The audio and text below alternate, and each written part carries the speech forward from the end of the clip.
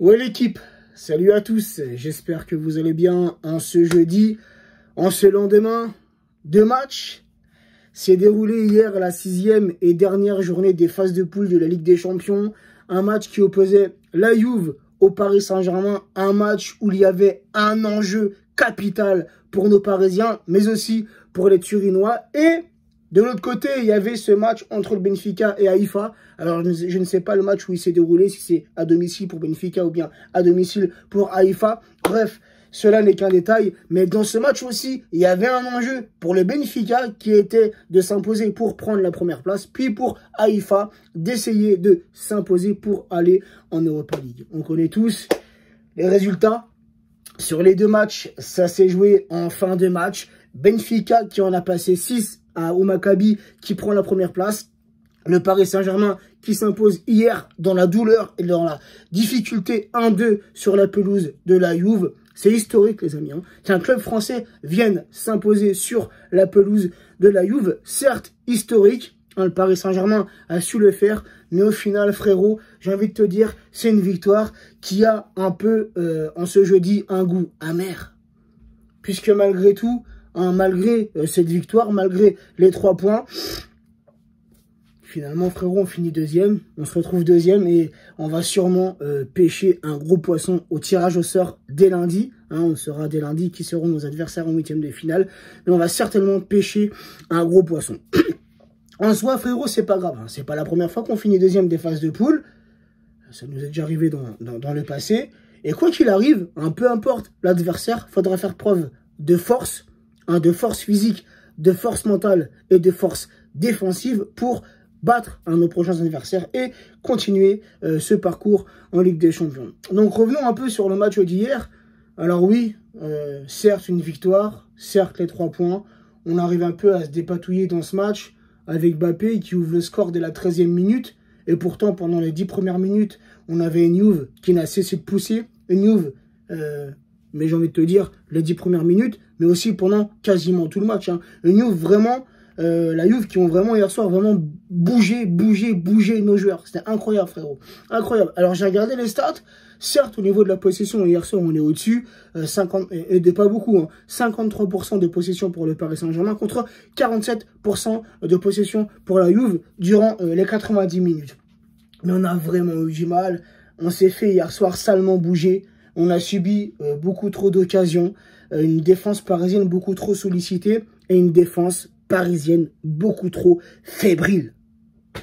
Et ça, c'est depuis le début de saison, frérot. On commençait un peu à avoir les lacunes défensives. Donc Galtier, il est passé dans un autre système de jeu. Il est passé avec 4 défenseurs. Mais là aussi, on voit que nos latéraux, parfois et surtout sur le côté d'Hakimi, ça monte beaucoup trop haut. Et après, ils ont du mal à revenir. Et après, ça met nos 2 centraux en difficulté. Et puis, Donnarumma, c'est la même chose. Donnarumma, on peut pas dire qu'il fait un mauvais début de saison. Sur plusieurs matchs, il a été décisif, tu vois. Mais des fois, frérot, quand il se retrouve tout seul face à l'adversaire, qu'est-ce que tu veux qu'il fasse? Tu vois ce que je veux dire? Même si hier soir, sur l'égalisation de Bonucci, qui intervient à la 39e minute, juste avant la mi-temps, c'est une occasion, frérot. Il n'y a personne, dès le départ, sur le porteur du ballon. On a des joueurs parisiens qui sont trop loin du porteur du ballon. On les laisse jouer, on les laisse... Nous bouger, nous rentrer dedans, se faire des passes, des centres, Quadrado dans la surface qui remet ce ballon de la tête.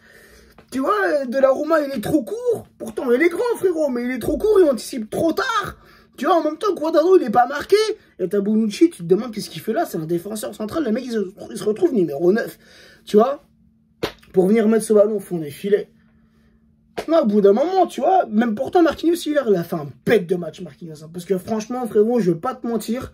Sur le match d'hier, sur le nombre d'occasions qu'a eu la Juve, si toutes les occasions qu'ils ont eues vont au fond, frérot, ça peut nous faire mal. Et t'as Marquinhos qui a assuré hier, qui s'est conduit comme un patron. Lui, le capitaine. Il a fait un très bon match. Après, t'as vu Hakimi, Bernat de l'autre côté et Sergio Ramos, je les ai trouvés en dessous. Physiquement, tu sais, je veux dire, je les ai trouvés en dessous. C'était pas vraiment dans leur match, tu vois. Pas vraiment dans leur match. Après, tu as un joueur comme Fabien Ruiz qui a joué que 20 minutes. Lui, qui a qui durant les derniers matchs a eu cette place de titulaire, a eu cette chance de prouver ce qu'il sait faire et ça a plutôt bien fonctionné pour lui. C'est un joueur que j'aime beaucoup, Fabien Ruiz, qui commence petit à petit, tu vois, dans un système à 3 milieux, il commence petit à petit à trouver sa place auprès de Verratti et auprès de Vitinha. Mais hier, on l'a vu carrément en dessous de son niveau et je pense qu'il devait avoir une gêne physique puisqu'il est sorti dès la 20e minute remplacé par Sanchez. Sanchez, c'est la même chose. Renato, c'est un joueur que j'aime bien, c'est un joueur technique, mais hier, il a perdu beaucoup trop de ballons. Ah ouais, frérot, t'es là, tu veux temporiser, tu cherches une solution, au final, tu te fais prendre le ballon, ça crée une occasion dangereuse par derrière. Tu vois? Donc, en soi, c'est pas alarmant. En soi, c'est pas alarmant de finir deuxième. On va pas commencer à cracher sur tout ce qui a été fait depuis le début de saison. Puisque si je me trompe pas, et reprenez-moi s'il vous plaît en commentaire si je me trompe, avec la victoire d'hier soir, jusqu'à présent, on est la seule équipe européenne des 5 grands championnats qui n'a pas perdu un match.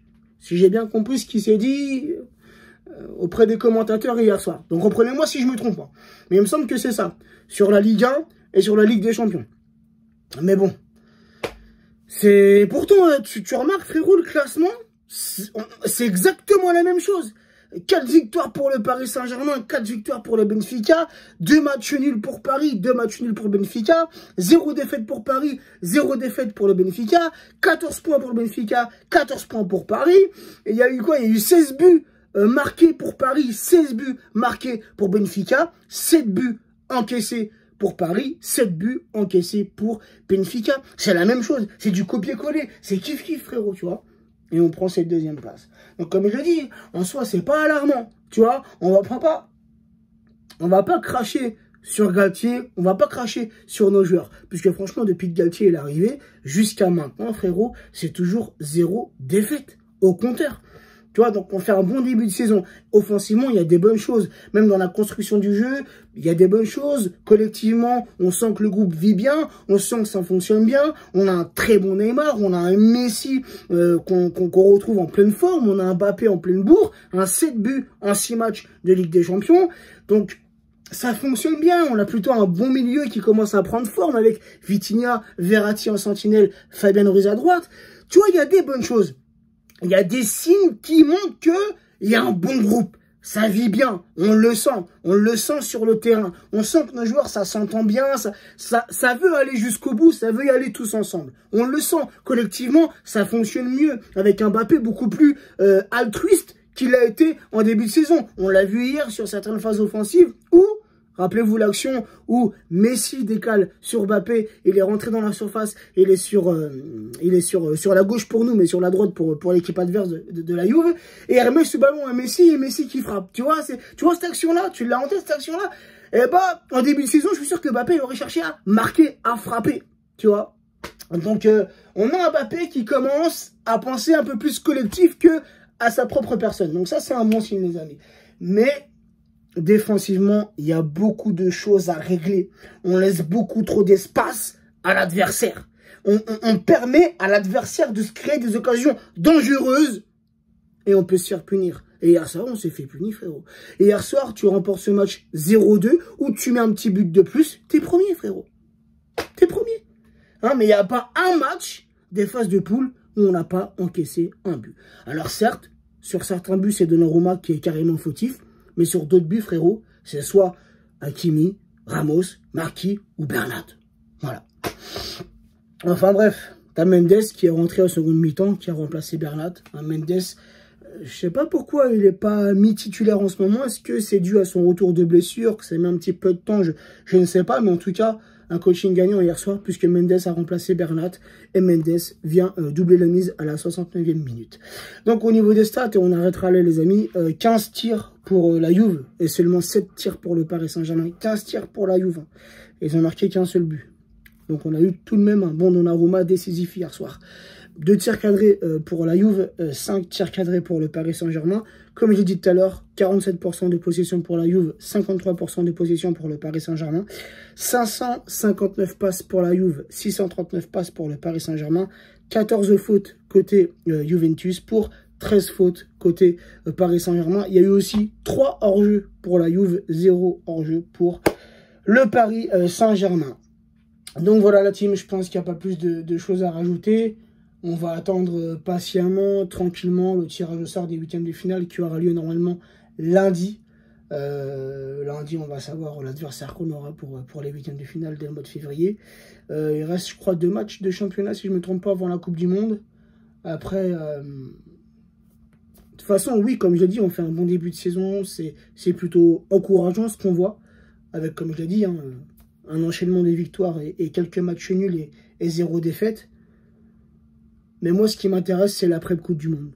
C'est l'après-Coupe du Monde, à savoir comment nos joueurs, qui sont bien physiquement actuellement, je pense à des joueurs majeurs, hein, des joueurs comme Neymar, comme Messi, comme Mbappé, comme Marquinhos, comme Vitinha, comme ces joueurs-là qui vont certainement aller rejoindre leur sélection pour la Coupe du Monde. Et moi, ce que je me demande, c'est comment nos joueurs vont nous revenir. Puisque la plupart des joueurs de l'effectif parisien vont aller rejoindre leur sélection pour jouer la Coupe du Monde. Donc, comment vont-ils nous revenir physiquement? Comment vont-ils nous revenir mentalement? Ça, c'est la question que je me pose. Et on aura besoin... T'as vu tout ce qu'on a vu depuis le début de saison? Tu vois, tous les bons matchs, tous les bons enchaînements, toutes les bonnes combinaisons, hein, toutes les bonnes finitions. Bah ça, c'est ce qu'il faudra voir dès le mois de février en Ligue des Champions, frérot. Et puis aussi dès le mois de janvier, quand la Ligue 1 va reprendre.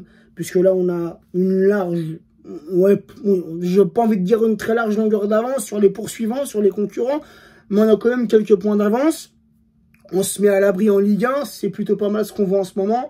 Mais faudra ainsi poursuivre pour finir champion. Puisque derrière, les adversaires, hein, les concurrents ne sont pas très loin. Ça nous pousse au cul. Donc voilà. Sur ce, la team, prenez soin de vous.